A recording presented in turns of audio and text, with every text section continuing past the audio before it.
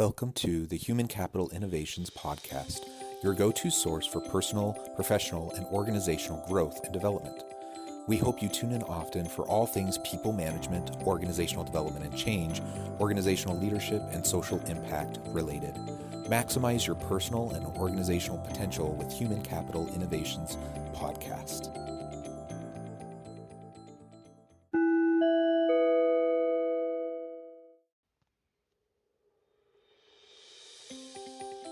Welcome to the Human Capital Innovations Podcast. In this HCI podcast episode, we continue our servant leadership series as I talk with Dr. Eric Russell about empathy in servant leadership.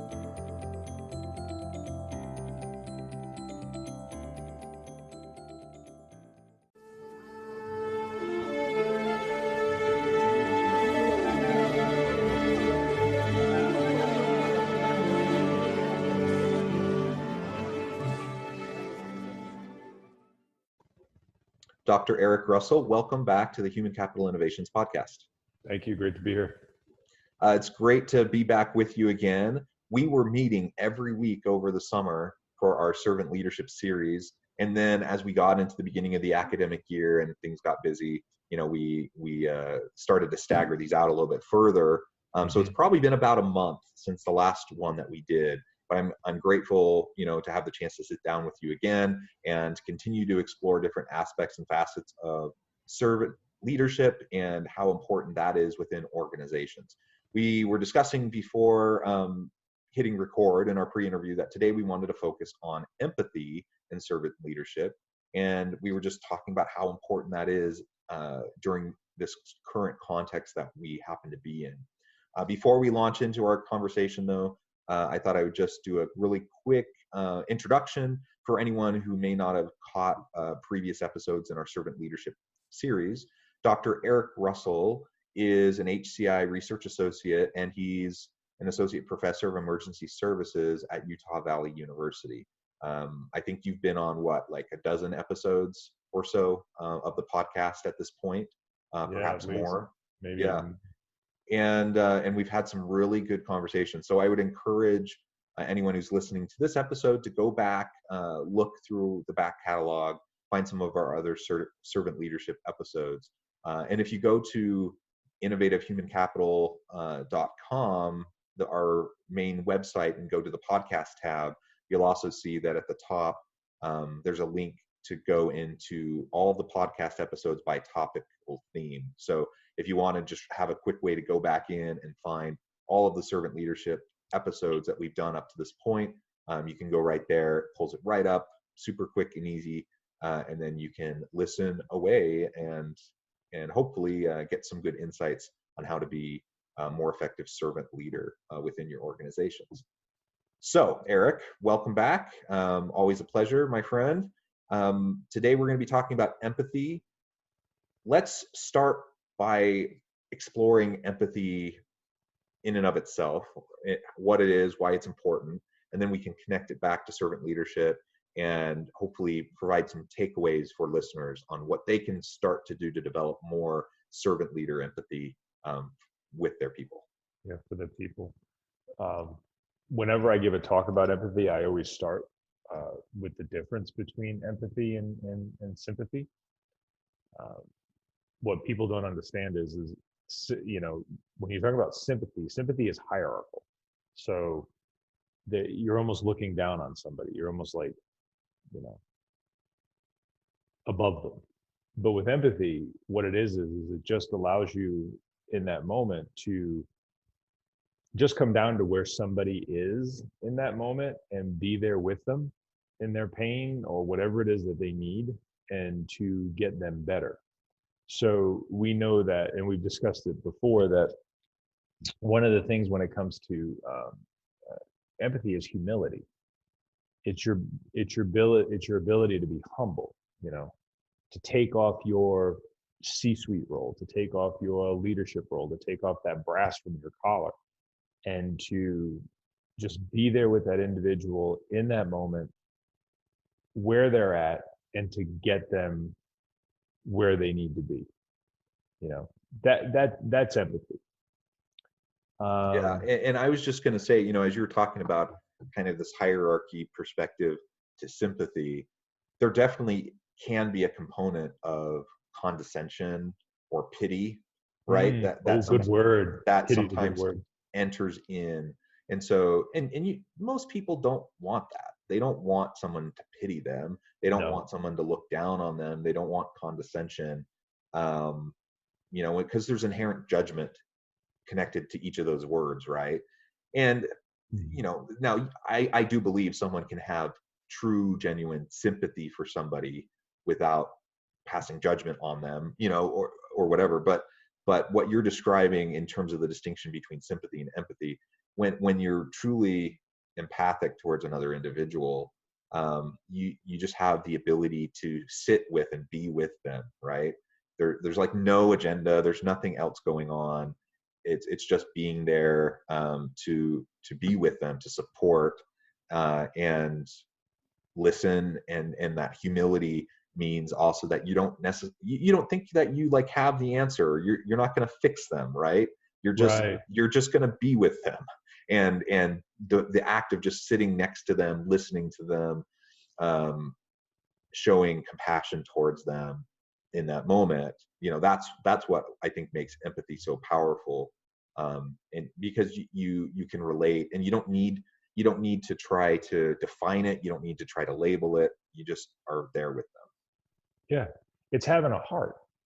I mean, that's really what it comes down to. I would tell I've dealt with a lot of death and destruction in my world, and I would tell my people, listen, there are times that you know damn well that you cannot save somebody. You just can't. You're not going to bring them back, and they're in the dying process, and it's what it is. And so then it comes to, and I even use this with my own family members that have passed, that we've had to help them through hospice and stuff like that. And it's about dignity, comfort, and respect. And it's something as simple as holding somebody's hand and telling them that it's all right. It's you have to, in order to be empathetic, you have to let down your armor. And for responders and military, it's very difficult to sometimes do that, because we also know that our armor is our protective mechanism. And just being there with somebody in that moment, um, and comforting them, empathy is huge. I had as an officer, I had one of my people come into my office and they were diagnosed with cancer, and they didn't want me to rattle off, hey, these are the things that we can do for you, da da da da. In that moment, they just wanted me to be their brother, and to sit with them and listen to them and talk. And I've had that happen multiple times too, with either uh, family members or of my people, or they themselves that were just impacted, divorces, you name it, where they just needed to come in, and in that moment just be human, not be whatever it is. And that's what empathy really is it allows you to just be kind, without pity. um, and the funny thing is from a leadership standpoint, is if people, and being empathetic doesn't mean that you're weak either, at all. It has nothing to do with weakness or being a doormat or anything like that. But it allows your people in. And what happens is in that, you actually gain trust from your people, because your people now realize that you are a listener. You are humble enough for them to come in and talk to you, and you're empathetic with them. And you actually, ironically, it's completely selfish to be empathetic to other people, because you end up gaining power, as a gift. Yeah, yeah, and exactly. You get power that people freely give to you. You're not Mm, taking it from them. nope. You're not asserting yourself over them. It's the opposite. It's people naturally looking towards you because you've developed trust, you've developed a relationship, and they know that you're someone worthy of their attention, and allowing you to lead out, uh, to help give direction to them, right? And so I agree. I think empathy, um, it is ironic. There's so many ironies, I think, in leadership and just in living the good life. When you give up power, when you give up judgment, when you put others first, ironically, most of the time that actually means that you will get ahead. Like it's better for Yep. you. And in terms of leadership, you will be a more powerful leader because you'll not only have position power that comes from your role in the hierarchy, but you'll have interpersonal power. You'll have the trust and the commitment from your people to drive much greater success than you would otherwise have. And it just comes through the simple act of being with somebody.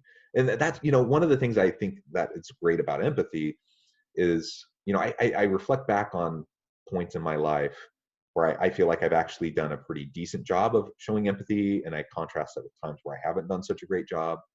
And in those times where I think I've done a really good job, I remember feeling pressure because I'm like, what am I going to do to help this person? Mhm. And I was nervous about it. Like, I don't know what to do. I don't know how to help. And because of me feeling a little bit lost and not knowing what to do, but knowing they needed to know that I was there to support them, I literally had no agenda. I had no idea what I could even make as an agenda. And so I just showed up to be with them. And that's exactly what they needed. And those are the times where I think I've been able to show the greatest empathy. And that's really helped impact people. In contrasting that, other times, even when I had really good intentions, where I see a problem, I see someone hurting, and I'm like, okay, I'm going to go be with them. I'm going to help them. But in the back of my mind, I'm thinking, I have a list of ways I can help this person. I'm going to, whether I tell myself I'm going to try to just sit and be with them, I still got this stuff going on in my head about what I'm going to try to do to solve their problem. Right.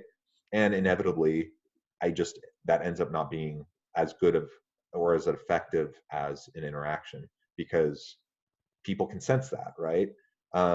So I'm not sure what I'm trying to get at exactly, what the answer is on how to show more empathy, but it does come back to humility.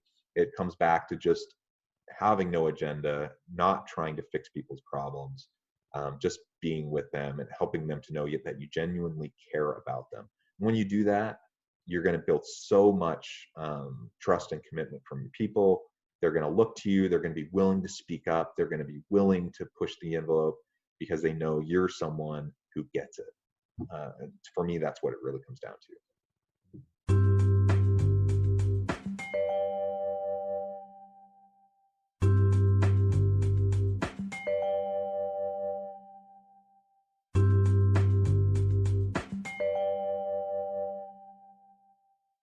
Because the thing is, when somebody is in a position of pain, especially where they do need you to be empathetic to whatever the situation is, like, pick it. If all you're doing is thinking about the way that you know how to fix it, then you're really not listening to them. And at that point, you then become hierarchical again. And Regardless of whatever your intentions are, right? absolutely, even the purest of intentions, the purest. There was this hilarious YouTube that had a woman on it, and she had a nail in her forehead, and she's just like, I had this, and the guy's just like, there's a nail in your forehead, and she's just like, you're not listening to me. And it was so funny, but it was such a great analogy to listening and humility and empathy.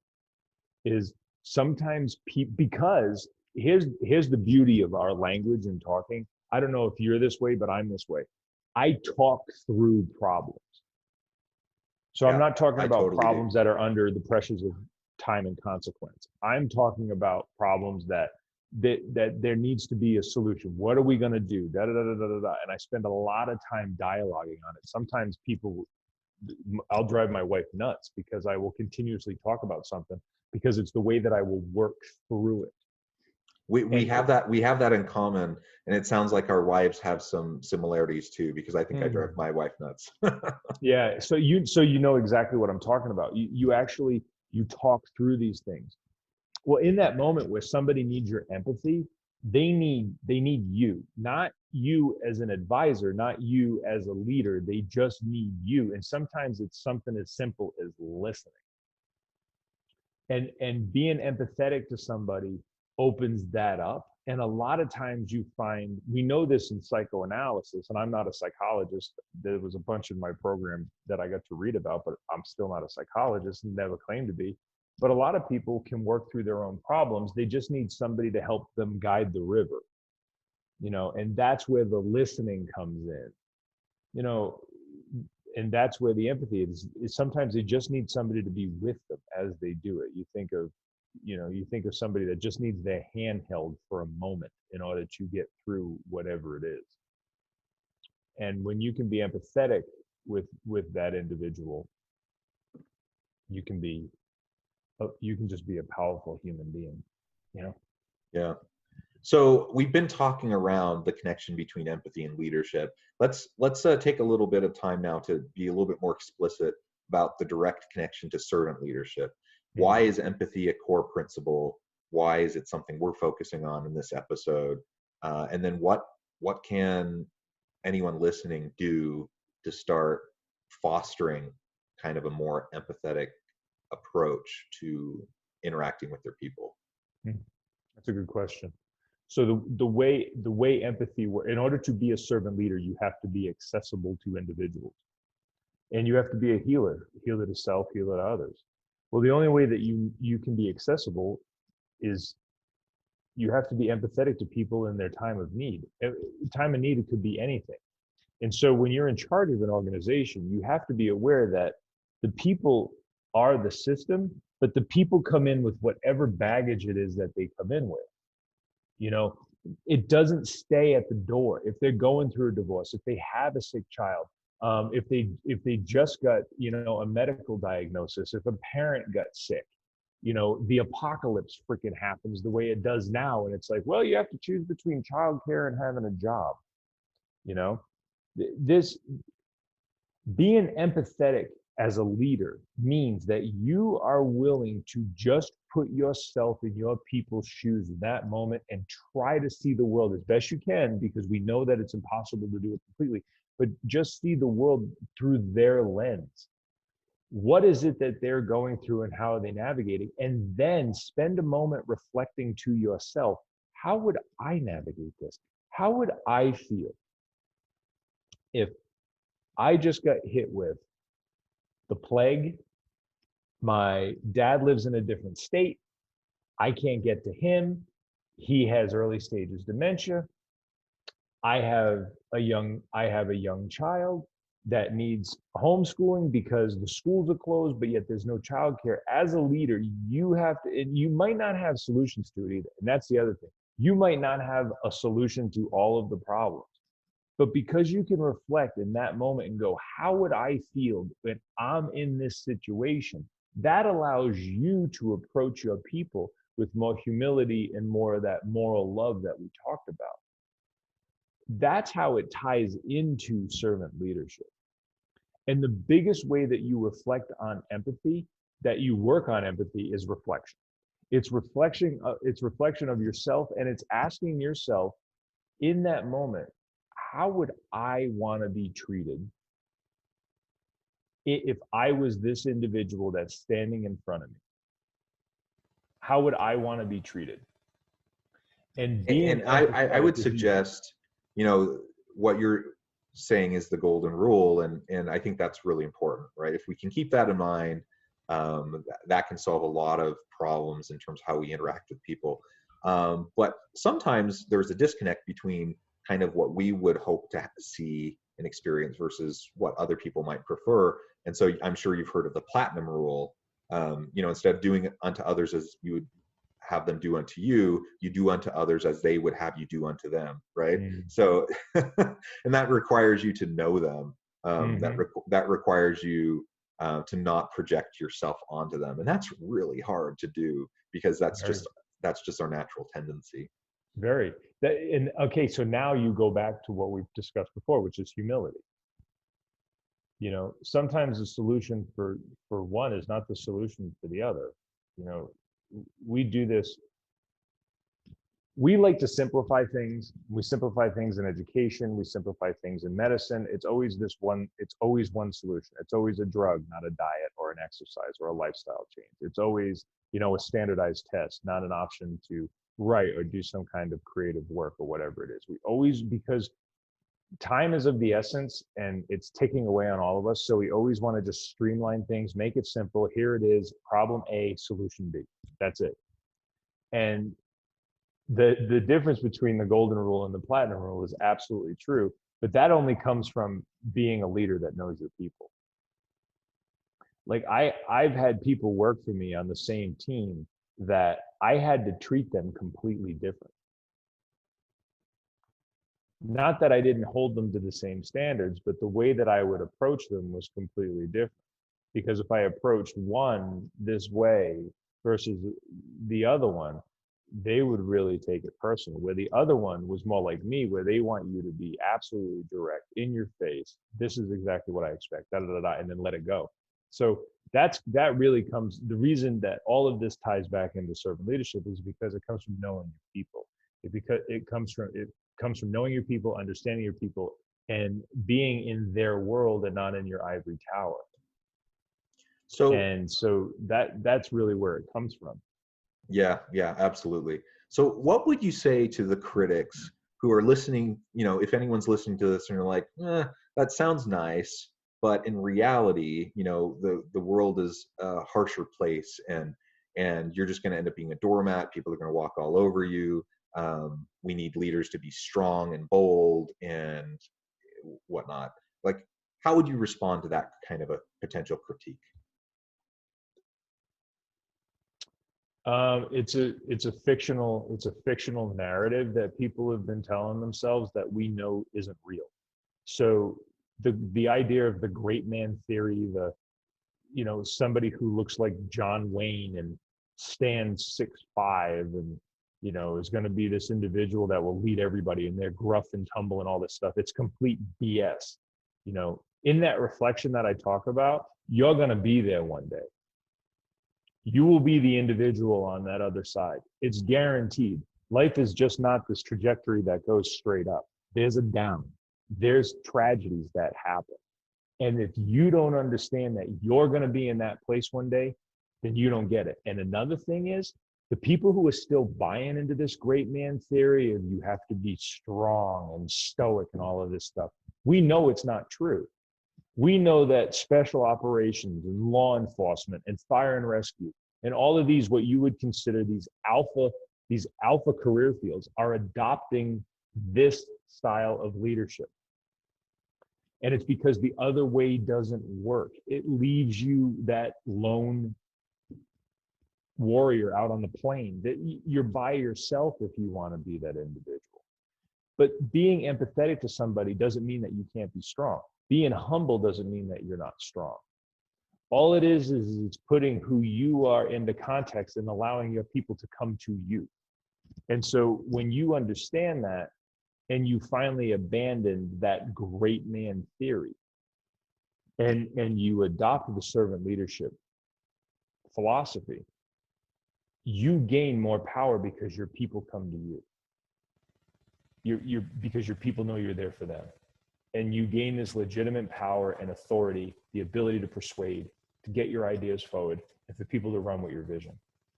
And all of those things go back to empathy, humility, listening, and healing. Yep. Well said.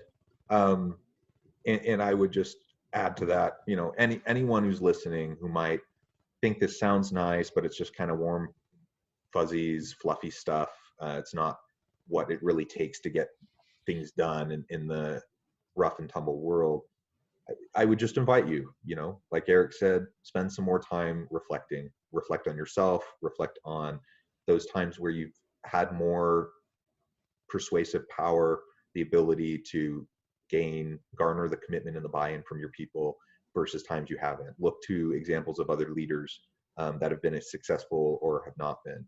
And I suspect that if you really critically examine that and you reflect on that you'll start to see some themes. And whether the leaders that you found to be successful were explicitly servant leaders that define themselves that way or not, chances are they exhibited many of these attributes that we've been discussing as we've gone through the servant leadership series. So I encourage everyone to think about it and look for ways that you can start that process and applying it and creating a better, more dynamic environment for your people. Well, thanks everyone again for tuning in and for listening. I hope everyone stays healthy and safe, that you can find meaning and purpose at work each and every day. And I hope you all have a great week.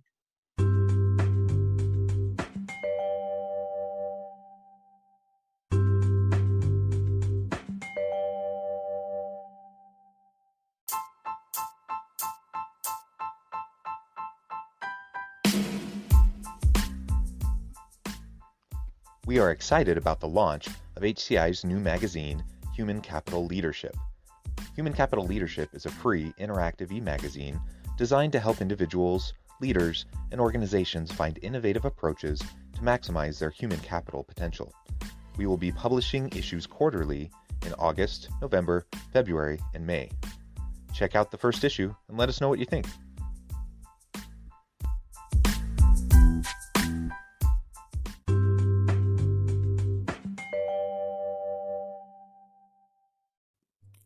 Thanks again for joining us for this episode of the Human Capital Innovations Podcast.